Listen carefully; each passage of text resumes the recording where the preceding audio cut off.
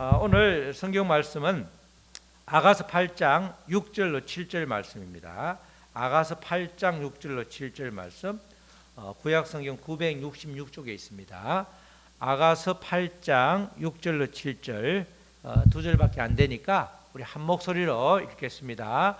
너는 나를 도장같이 마음에 품고 도장같이 팔에 두라. 사랑은 죽음같이 강하고 질투는 서울같이 잔인하며 불길같이 일어나니 그 기세가 여호와의 불과 같으니라. 7절, 많은 물도 이 사랑을 끄지 못하겠고 홍수라도 삼키지 못하나니 사람이 그의 온 가산을 다 주고 사랑과 바꾸려 할지라도 오히려 멸시를 받으리라. 아멘. 이 구절은 술람미 여인이 이 신랑에게 이렇게 노래한 그런 내용이죠.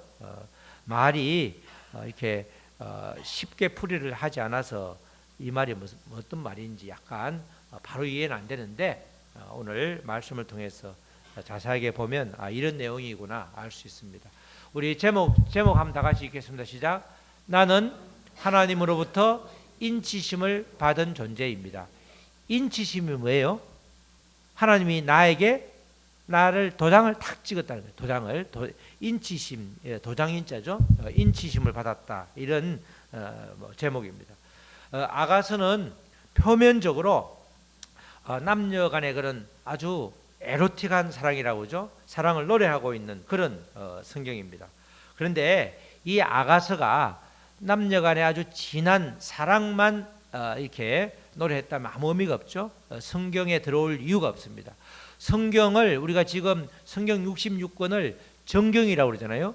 성경을 캐논, 정경으로 들어올 때 굉장히 이야기들이 많이 이야기가 있고 마지막에 히브리서는 탈락될 뻔했는데 들어와 있고 뭐 이런 식의 이야기가 뒷이야기가 굉장히 많습니다. 이 아가서가 성경에서 정경의 위치, 위경이라든가 다른 우리가 뭐 바룩스라든가 이렇게 성경 외경이 아니고 정경으로 딱 이렇게 위치하고 있는 것은 이 남녀간의 사랑을 통해서 하나님과 신성한 사랑, 하나님과 우리, 하나님과 교회, 하나님과 예수님, 우리와 예수님과의 그런 신성한 사랑을 드러내주고 있다, 계시하고 있다. 그렇기 때문에 이게 성경으로 자리 잡고 있는 것입니다. 아가서는 하나님과 그분의 백성들 사이의 관계가 단순히 법적인 계약이 아니라 우리가 법적인 계약도 있죠. 하나님이 언약을 주셨기 때문에 언약, 그게 법적인 계약이라고 그러는데 법적 계약을 넘어서 깊은 애정과 인격적인 연합에 기초하고 있다. 이것을 우리에게 알려주는 게 아가서가 되는 거죠.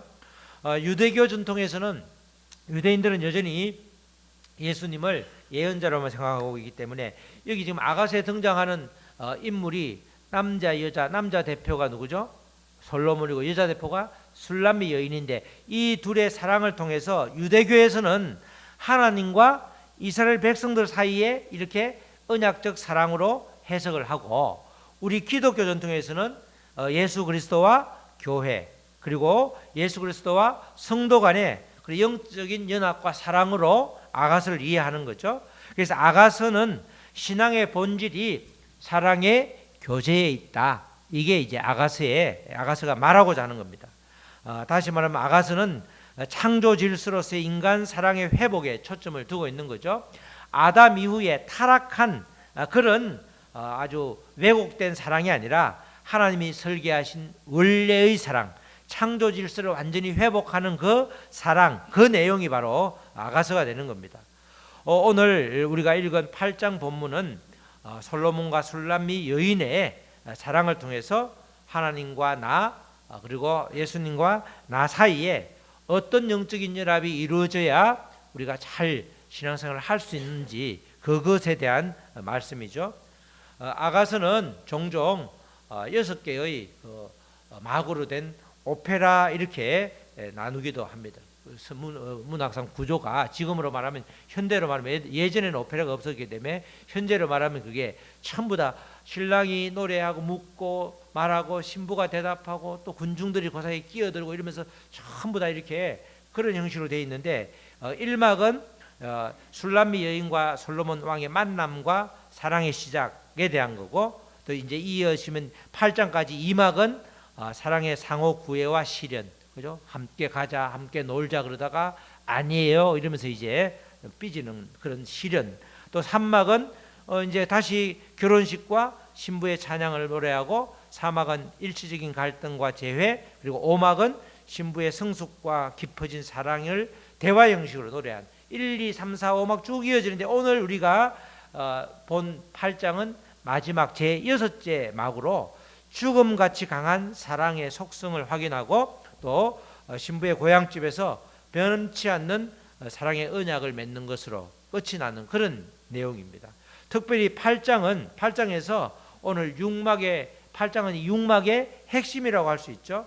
자, 우리 8장 6절 다시 한번 보겠습니다. 8장 6절 가만히 보면 이제 요거 이어서 제가 세 번역으로 다시 한번 이렇게 볼 텐데, 이 말이 시작. 너는 나를 도장같이 마음에 품고 도장같이 팔에 두라. 사랑은 죽음같이 강하고 질투는 서울같이 잔인하며 불길같이 일어나니 그 기세가 여호와의 불과 같으니라. 여호와의 불. 이 아가서 전체에서 여호와라는 이름이 딱 요 구절만 하나 나오는데, 이 말씀을, 이거는 지금 술람미 여인이 솔로몬에게 하는 이야기인데, 이걸 풀었으면 이런 뜻이에요. 자, 세 번역 성경 있죠? 시작. 도장 새기듯 임의 마음에 나를 새기세요. 도장을 새기듯 임의 팔에 나를 새기세요. 사랑은 죽음처럼 강한 것, 사랑의 시샘은 저성처럼 잔혹한 것, 사랑은 타오르는 불길, 아무도 못 끄는 거센 불길입니다. 이제 이해가 좀 되죠? 도장을 새기듯 이 당신의 마음에 나를 새겨달라는 거야. 영혼이 잊지 말자는 거죠. 마음에 새기라. 또 도장을 새기듯 이 팔은 능력을 말하는 거죠. 팔에 나를 새겨달라. 그러면서 사랑은 이렇게 강하고 사랑은 이렇게 아주 잔혹하고 사랑은 불길 같다. 이렇게 사랑을 고백하는 그런 내용이죠. 여기서 이제 신랑에게 신부가 애절하게 그렇게 자기를 기억하라, 자기를 세상 끝까지 자기를 사랑해 달라는 그런 이야기죠. 여기서 마음의 도장을 새기듯 이렇게 말하는데, 마음의 도장이죠. 우리 세번역 말고 일반 개역 개정에는 마음의 도장은 이 마음이 내면이니까 내면적인 연합과 영원한 기억을 말해요. 내면적인 연합과 영원한 기억. 내 마음이니까 팔은 외부적인 거고 마음은 안에 새기는 거니까, 당신 마음에 나를 새겨서 나와 영원한 연합을 이루고 기억을 해달라는 거죠. 신랑의 감정과 생각의 한가운데 신부의 이름만이 새겨짐으로 인해서 그 어떠한 경우에도 지워지지 않도록 간절하게 바라는 거예요. 마음에 새기면 안 지워지잖아요. 우리가 보통 그러잖아요. 세상 우리 속담에는 뭐죠? 은혜는 뭐 어디에 새긴다고? 물에 새긴다. 물에 새기면 은혜를 우리 다 잊어버리잖아. 정말 크게 받은 은혜도 생각이 안 나면 10년, 20년, 30년 지나면 그걸 까마득히 잊어버리잖아. 왜? 마음에 새기지 않고 물에 새기니까. 물이 지나가니까 아무런 뭐 흔적이 또 없어 사라지잖아요. 근데 우리가 이제 미워하는 거는 마음에 새기니까 세상 끝날까지 미워하잖아. 그죠? 한 번 미워하면 딱 그게 틀에 박히면 끝까지 미워. 사실 엊그제 좀 깜짝 놀랐어요. 사실은 우리 사촌 형님이 지난번에 왔던 우리 그 친구가 손녀인데, 그 집에 이제 문상을 갔잖아요. 제가 한 6개월 정도, 한 5개월 정도 재수할 때 있었는데, 그 집에 그 형님의 딸이 딱 나보다 한 8위학번 한 해 위라. 근데 이제 여러분들 오촌지간은 되게 가까운 지간이죠. 사촌, 오촌은 가깝잖아. 가깝지 않아요? 당연 여러분들 멀어요? 가까운 사이야. 한 할아버지 밑에 사촌이 나오잖아. 그 딸이 오촌이잖아. 어릴 때 하도 천수가 높아가지고 그냥 어른도 아닌데 나이가 한 살 많아도 말을 그때 뭐 한 살 반말 해가면서, 반말이지. 너가 조카인데 왜 당숙한테 말을 많이 함부로 하냐 그러면서 그 재수하는 주제에 그 한 살 많은 친구를 잡으려고 그렇게 했었나 봐. 내가 그 친구가 지금 63살 4살인데 지금 47년이 지났는데 그러더라고. 그때 아재 나한테 되게 심하게 했잖아 그러더라고. 되게 얼굴이 붉어지더라고. 미안해서. 그래서 정말 미안하다. 정말 미안하다. 그러면서 나중에 나올 때 안아주면서 정말 내가 미안하다 그랬고요. 그러니까 아재가 목사 됐더니만은 달라졌네 그러더라고. 나이가 63세니까 60 몇 살, 60 만 60, 우리나라 64살인데 47년 전에 그 기억을 자기 마음에 새겼더라고. 아재 정말 너무 무례해 이래가지고 굉장히 미안하더라고. 그러니까 사랑의 마음을 나는 까마득히 잊었는데 생각도 못하고 있는데 그 조카는 그걸 새기고 있더라고. 우리가 다 그래. 그 조카뿐만 아니라 우리 모두도 다 하나님을 만나지 않았으면 우리가 미워하는 마음, 나에게 서운했던 마음을 새겨놓잖아. 특별히 부부간에 새기는 거 많죠? 그죠? 10년, 20년, 30년, 40년 전에 이야기를 많이 하잖아.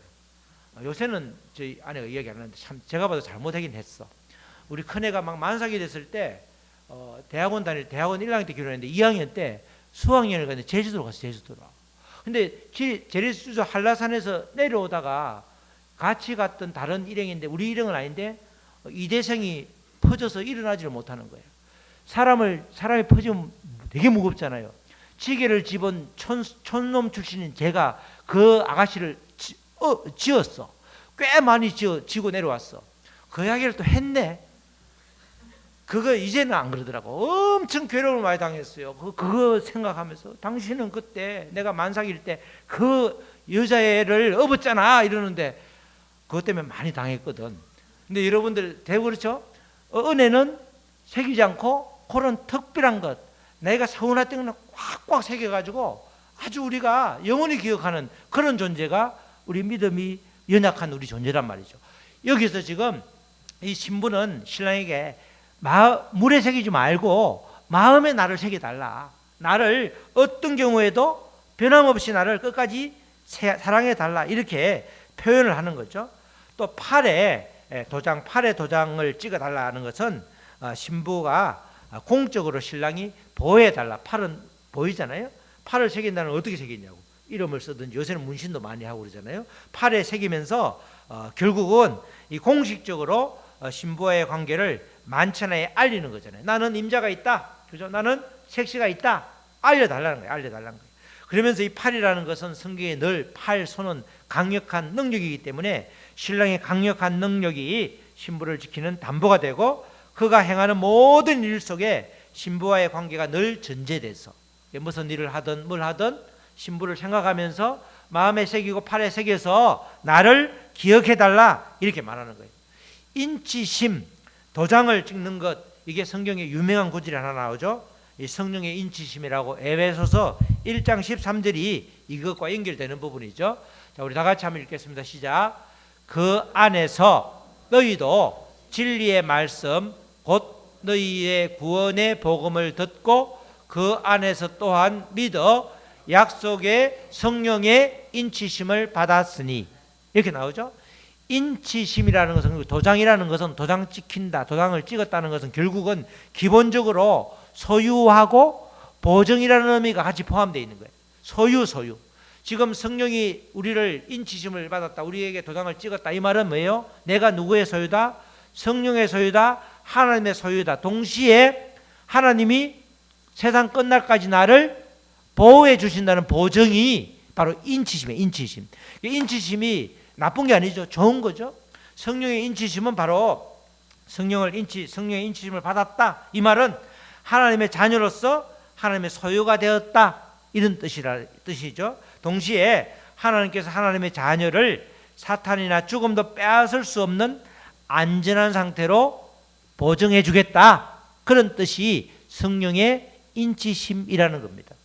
이처럼 하나님으로부터 소유권과 보증을 의미하는 도장 찍힘, 즉 인치심을 받은 존재는 그만큼 안전한 상태에 놓이게 되고 하나님으로부터 공식적으로 하나님이 지켜주시기 때문에 어떤 상황에서도 천군 천사를 파송하든 뭐하든 안전하게 우리를 지켜준다. 이런 뜻이 바로 인치심이에요. 인치심.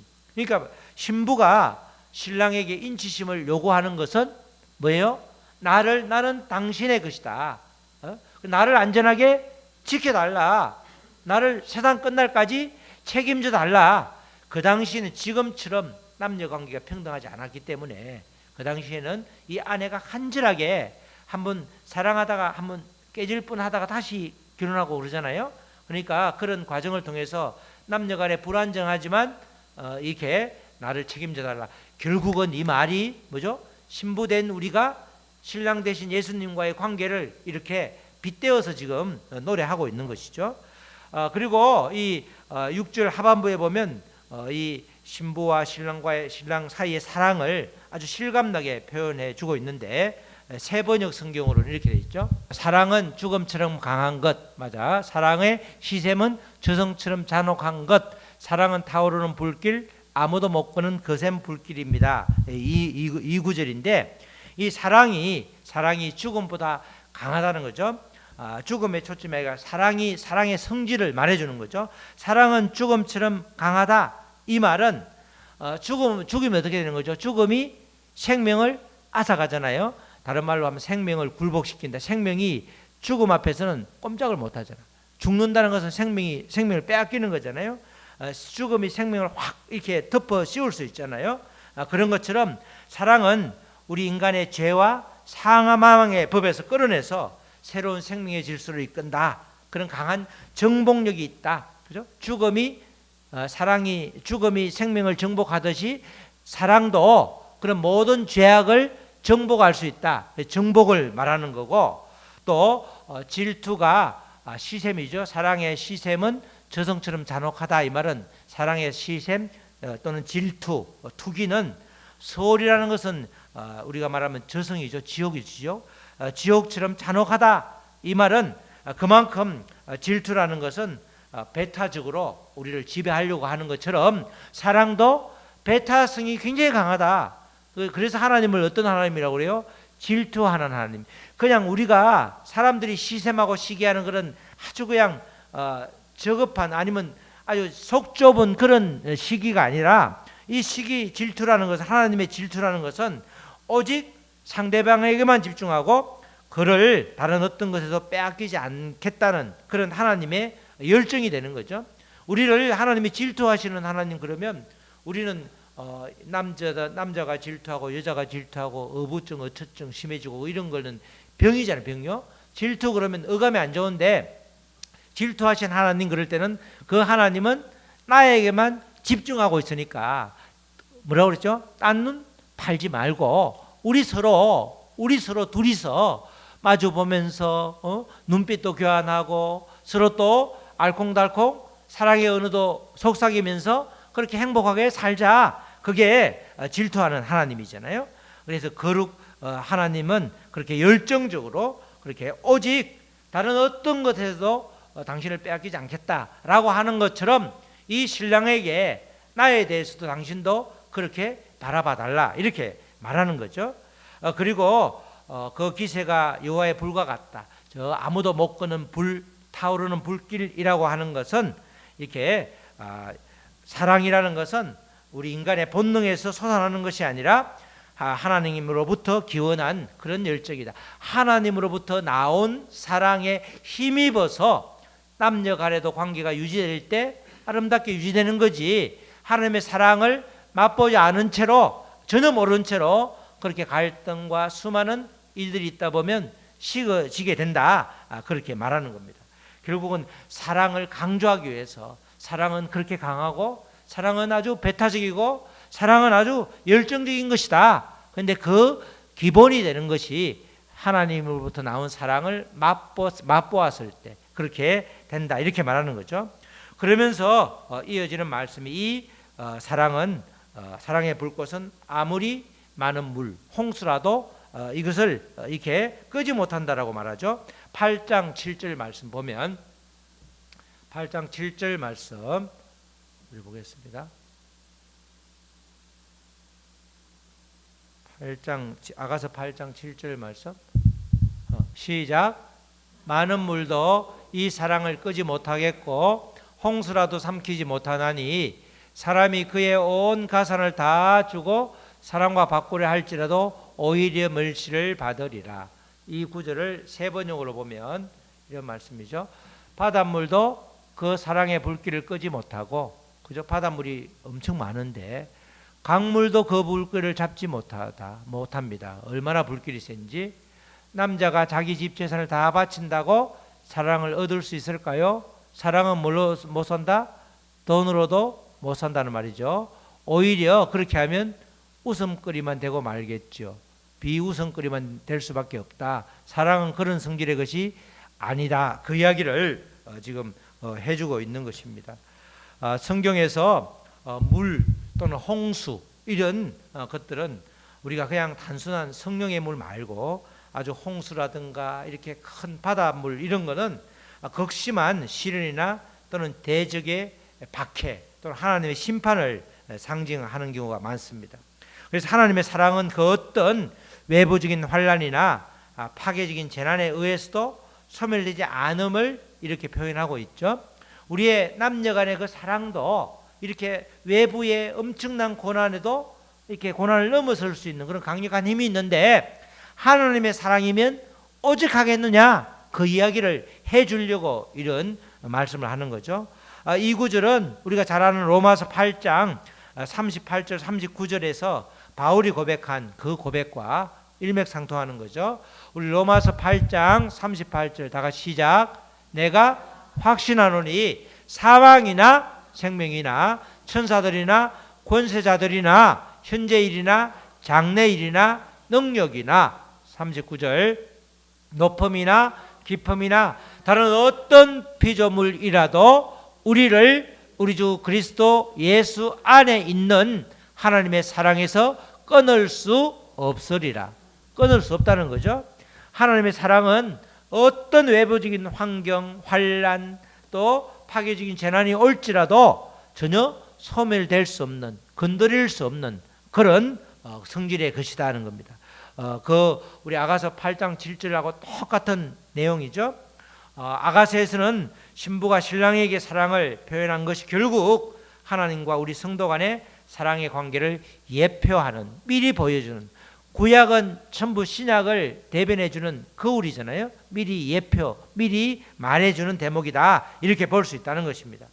하나님이 우리에 대한 사랑하는 우리의 사랑은, 우리에 대한 사랑은 그 어떤 원수도 잠시 잠깐은 방해할 수 있을지언정 끊을 수 없다 이렇게 말하잖아요. 잠시 잠깐은 뭐든지 환난이나 고난, 하나님이 우리를 하나님으로부터 우리를 끊어놓기 위해서 잠시 잠깐 떼어놓으려고 방해를 하지만 결국은 그 하나님의 사랑이 너무나 강하기 때문에 끊을 수 없기 때문에 그 어떤 세력도 방해할 수 없다. 그 원수도 그 악한 세력도 우리를 방해할 수 없다. 이런 이야기를 로마서에서 하듯이 마찬가지로 아가서에도 그렇게 말하고 있는 것입니다.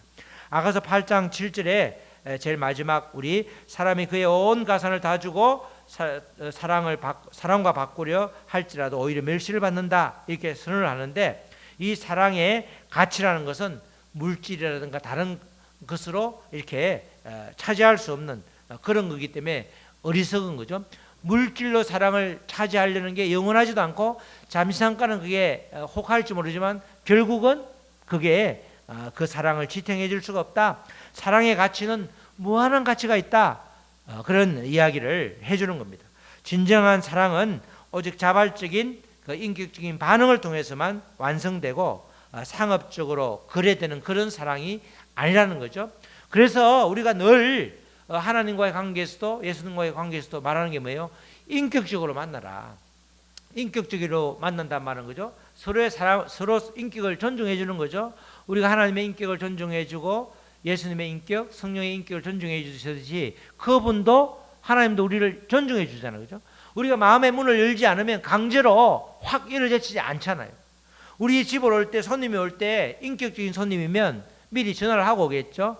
언제 간다. 그리고 와도 또 옛날처럼 살인문은 대문을 그냥 열 수 있는데 지금은 문 열지 못하지만 문을 똑똑 두들고 안에서 준비할 수 있는 시간을 주든지 아니면 뭐 충분히 예고를 해야지 인격적인 사람이잖아. 갑자기 찾아와서 그죠? 시어머니들 잘 그러잖아. 며느리 갑자기 찾아와서 하면 힘들어하잖아. 인격적으로 인격적인 말은 그렇게 서로 상호로 존중해 주면서 그 입장을 충분히 배려해 주는 게 인격적인 거잖아요. 이처럼 이 사랑이라는 것은 인격적인 그런 반응이기 때문에 우리도 마찬가지로 예수님을 인격적으로 만나는 것이 굉장히 필요하다는 것이 바로 사랑을 위해서 완전한 온전한 성숙된 하나님과 나와의 사랑 관계가 유지되기 위해서는 인격적인 만남이 필요하다는 겁니다. 죽음보다 강하고 홍수도 끌 수 없고 온 가산으로도 살 수 없는 이 사랑이 결국은 예수 그리스도가 지신 십자가 위에서 완전히 증명되는 그런 일이 있었습니다. 그리스도는 죽음이라는 가장 강력한 대적을 사랑의 힘으로 이기셨고 십자가에서 죽음을 이긴 게 굉장히 큰 거 아니에요? 다음 주에 부활절이지만 부활이라는 것은 죽음을 이긴 거잖아. 우리가 그렇게 공포스럽게 생각하는 죽음을 이기면 우리의 삶이, 우리의 가치가 완전히 달라지는 거잖아요. 그래서 부활이 없으면 고린도전서에 우리는 불쌍한 사람이라고, 부활이 없으면 아무것도 아닌 거예요. 십자가의 죽음만 하고 부활이 없으면 예수님의 죽음은 비참한 죽음, 우리의 죄를 사해 주시지만 우리를 영생에 이르게는 하지 못하는 반쪽짜리 죽음밖에 안 되는 거잖아요. 이렇게 그리스도의 죽음은 바로 우리를 당신의 팔에 도장처럼 새기기 위해서 우리를 예수님이 못자국에 손에 못자국을 남긴 그런 흔적을 남긴 거죠. 예수님의 손에 못자국의 흔적은 뭐예요? 예수님의 이 술람미 여인이 말한 당신의 팔에 나를 새기게 해달라 그 표현을 그렇게 한 거잖아. 예수님의 손바닥에 도장을 찍었잖아. 누구를 위해서? 나를 위해서 그렇게 찍은 거라는 거예요. 결국 아가서 8장 본문 말씀은 이 거대한 사랑의 불길 속에서 우리 자신을 던져 주님이 오시기를 갈망하는 신부의 모습으로 우리를 늘 자리 잡게 해라. 신부단장을 잘하고 신랑을 기다리는 마음으로 매일매일 술람미 여인이 살아갈 테니 우리도 그렇게 살아가면 그 하나님 신랑 되신 주님 예수님께서 그 마음에 우리를 새기고 능력의 팔로 우리를 늘 지켜주신다. 그 이야기를 하는 겁니다. 그래서 우리가 오늘 제목이 뭐죠? 나는 하나님으로부터 인치심을 받은 존재다. 하나님이 나를 끝까지 지켜주신다는 거죠. 도장을 찍었으니까 하나님의 마음에 도장을 새기듯 우리 마음에 새기듯 도장을 새긴 것은 하나님께서 우리를 지켜주신다. 마음에 새겼단 말은 영원히 지켜주신다. 그래서 공적으로 우리를 천군천사를 보내서 우리를 지켜주신다. 우리가 바로 그런 귀한 존재, 보배로운 존재가 바로 나 자신이라는 거죠. 그 아가서는 남녀 간의 사랑을 노래하지만 결국은 하나님과 하나님과 나와 예수님과 나와 성령과의 그런 아주 차원 높은 사랑을 해라. 그것이 바로 우리가 이 땅을 살아가는데 큰 힘이 된다. 그 이야기를 해주는 성경이 바로 이 아가서가 되는 것입니다. 우리 사랑하는 성도 여러분, 우리 모두는 주님의 신부입니다. 신랑이 신부를 지켜주는 것입니다. 신부를 신랑의 마음에 깊이 새기고 팔에 새김으로써 영원한 신뢰의 관계를 맺게 되는 거죠. 신랑 되신 주님은 그런데 질투의 주님이시라는 겁니다.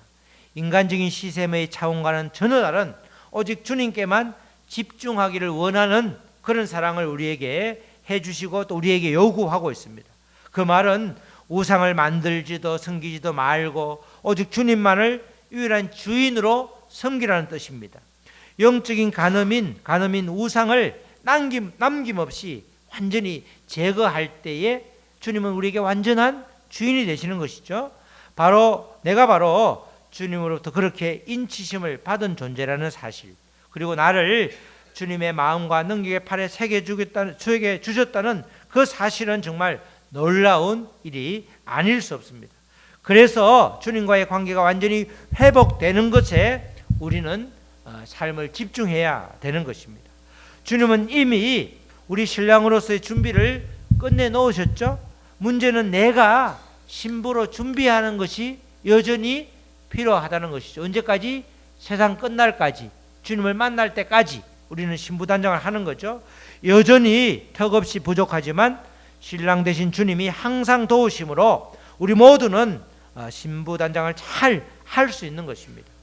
우리 모두 주님의 인치심을 받은 존재로서 날마다 주님과 사랑의 연합을 통해서 그 어떤 원수의 방해라도 넉넉히 이기는 복을 다 누리는 저와 여러분 되시기를 주님의 이름으로 축원합니다. 아멘.